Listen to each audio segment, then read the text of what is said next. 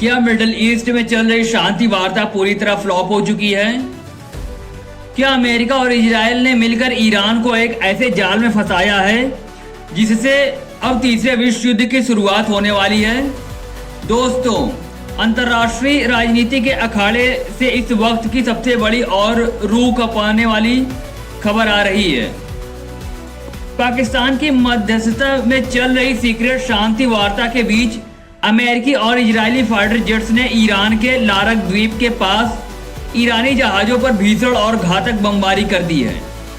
इस हमले में कई ईरानी नागरिकों के मारे जाने की पुष्टि हुई है और इस महाविनाश के बाद ईरान की सेना ने वो कड़ा ऐलान कर दिया है जिससे वाशिंगटन से लेकर तेल अवीव तक हड़कंप मच गया है।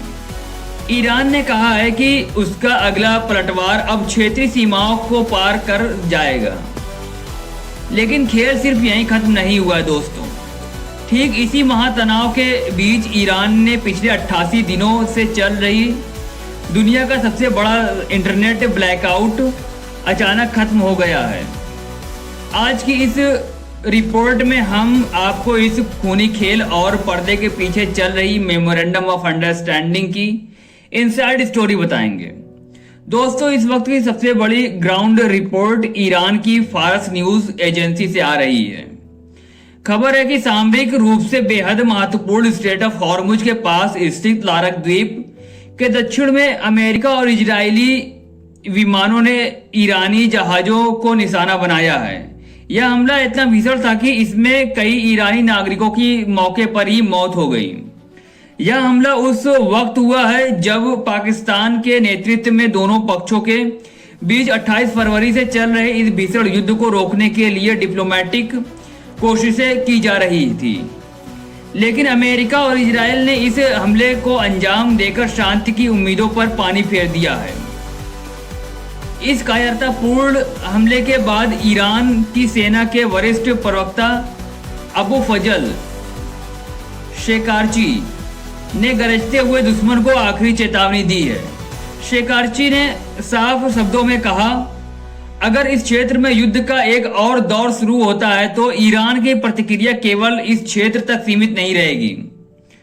हमारा पलटवार क्षेत्रीय सीमाओं के पार जाएगा और यह बहुत अधिक भारी और विनाशकारी होगा।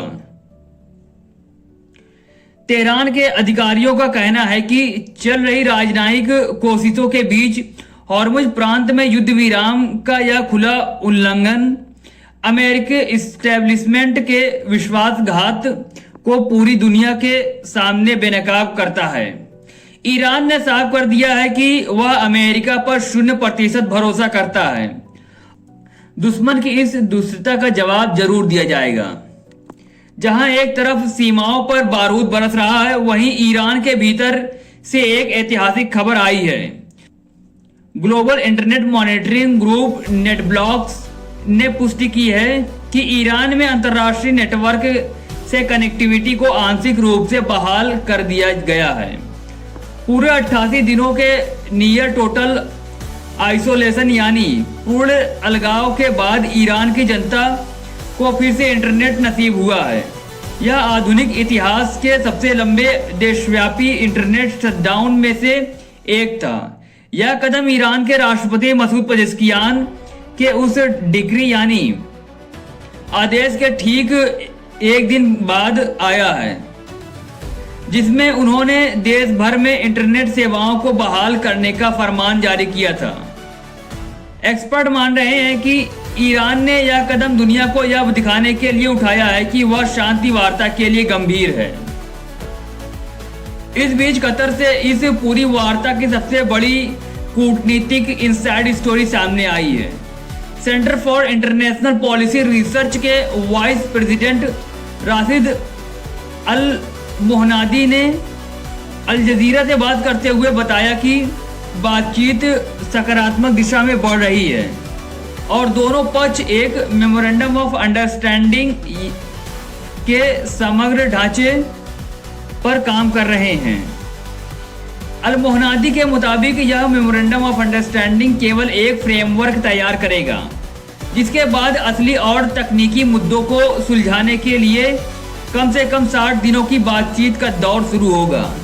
लेकिन उन्होंने यह भी चेतावनी दी कि हालात इतने नाजुक हैं कि कुछ भी गलत हो सकता है, क्योंकि दोनों ही देश खुद को इस जंग का शिकार बता रहे हैं, जिससे बातचीत और पेचीदा हो गई है।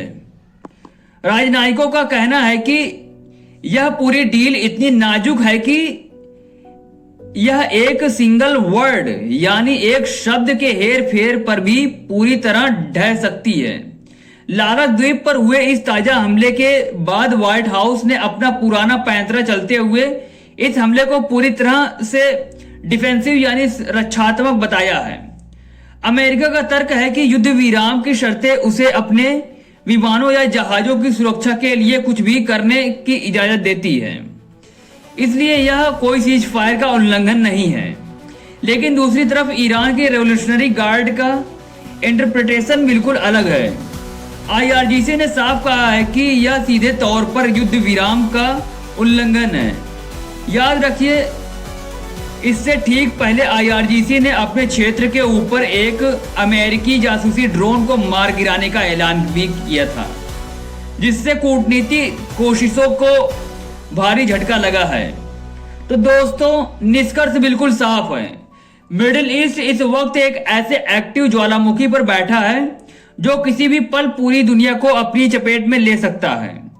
एक तरफ 88 दिन बाद इंटरनेट खोलकर ईरान ने कूटनीतिक रास्ता दिखाने की कोशिश की है, तो दूसरी तरफ लारक द्वीप पर अमेरिकी इजरायली हमले ने बारूद की नई आग सुलगा दी है। जब ईरान की सेना सीधे तौर पर सीमाओं के पार जाकर हमले की धमकी दे रही है, तो समझ जाइए कि शांति का यह सीज फायर अब आखिरी सांसें गिन रहा है। आपको क्या लगता है दोस्तों, क्या पाकिस्तान और कतर की यह मध्यस्थता इस महायुद्ध को रोक पाएगी, या ईरान का अगला पलटवार अमेरिका को एक बड़े विनाशकारी युद्ध में झोंक देगा? अपनी राय कमेंट बॉक्स में जरूर ठोकिएगा। अगर आपको यह इंटरनेशनल जियोपॉलिटिक्स एनालिसिस पसंद आया हो तो हमारी वीडियो को लाइक कीजिएगा, दोस्तों के साथ शेयर कीजिएगा और हमारे चैनल को सब्सक्राइब करना बिल्कुल भी ना भूलिएगा। मिलते हैं ऐसे किसी दूसरे अपडेट में, तब तक के लिए जय हिंद, धन्यवाद।